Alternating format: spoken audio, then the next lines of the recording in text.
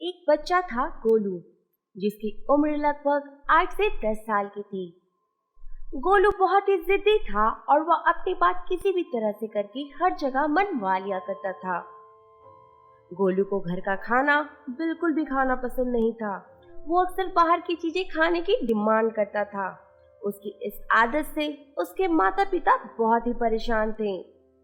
गोलू के माता पिता ने उसे बहुत समझाने की कोशिश की कि तुम्हें ऐसे बाहर का खाना हमेशा नहीं खाना चाहिए, ऐसे तो तुम्हारे स्वास्थ्य पे बहुत बुरा असर पड़ेगा। पर जैसा कि गोलू जिद्दी था, वह किसी की बात नहीं सुनता था। अगर उसके माता पिता उसको उसके मन मुताबिक खाना नहीं देते तो वह खाना भी नहीं खाता था। एक दिन की बात है, स्कूल के टिफिन में उसकी माँ ने उसे पराठा और सब्जी खाने को दिया था। गोलू उस दिन उस खाने को फेंक आया और स्कूल के कैंटीन से बर्गर और चिप्स खरीदकर खाकर अपना पेट भर लिया। कुछ ही दिन में स्कूल में दौड़ प्रतियोगिता होने वाली थी। सारे बच्चों के साथ गोलू ने भी भाग लिया था।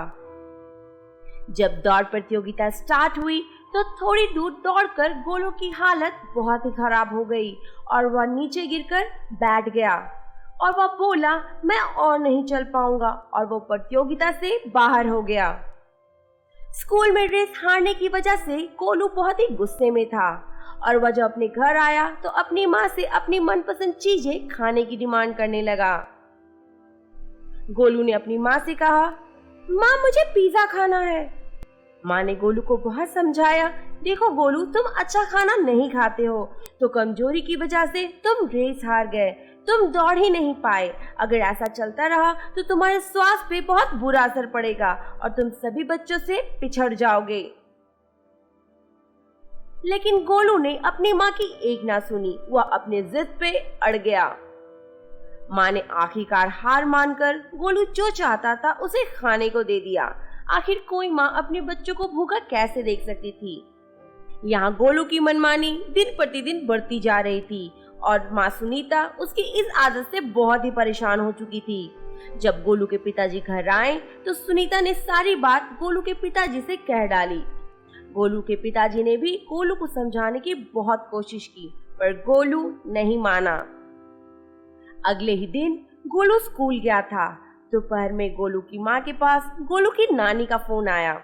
सुनीता अपनी माँ से बात करते करते रो पड़ी और उसने अपनी माँ को बताया कि गोलू बाहर का खाना हमेशा खाता है, उसका स्वास्थ्य गिरता ही जा रहा है और उसने प्रतियोगिता वाली भी सारी बात बता दी। सुनीता की माँ बहुत ही चतुर थी, वह जानती थी कि बच्चों को पटरी पर कैसे लाते हैं। सुनीता की माँ ने एक प्लान बनाया और सुनीता से कहा, तुम चिंता मत करो, मैं गर्मी की छुट्टियों में आ रही हूँ, हम मिलकर कुछ करते हैं। वैसे गोलू बहुत ही जिद्दी था पर उसे जानवरों से बहुत ही प्यार था। गोलू अपने माता पिता से बहुत दिनों से कुत्ते की मांग कर रहा था। उसे एक पपी चाहिए था जिसके साथ वो खेल सके। उसे पपी बहुत पसंद था। जब नानी गोलू के घर आई तो अपने साथ एक पपी लेकर आई। गोलू पपी को देखकर फूला नहीं समाया और वो पपी के साथ खेलने लगा।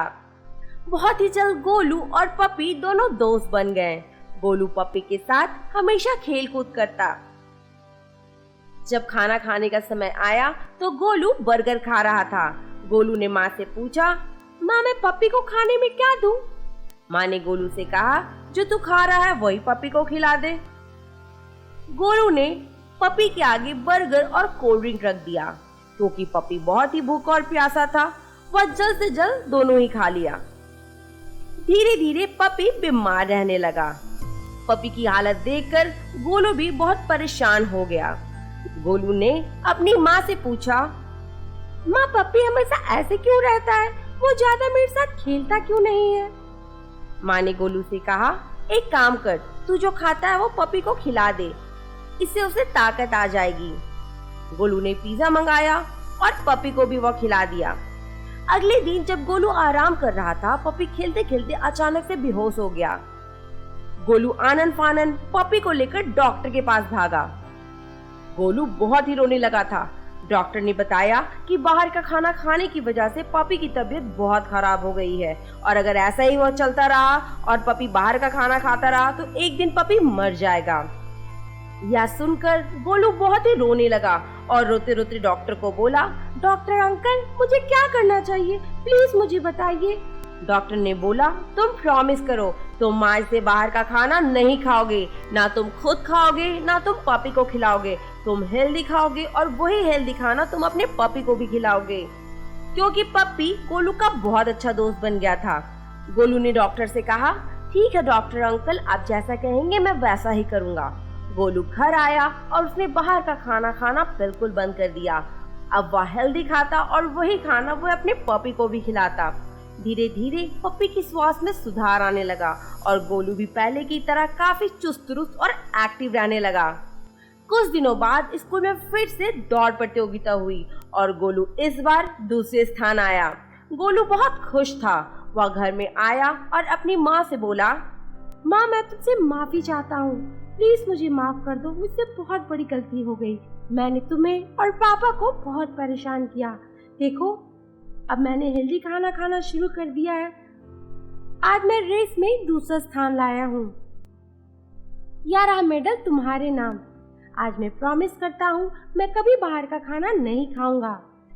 गोलू ने अपने खान पान में सुधार करके अपनी जिंदगी में बहुत बड़ा बदलाव लाया और वह काफी चुस्त दुरुस्त रहने लगा।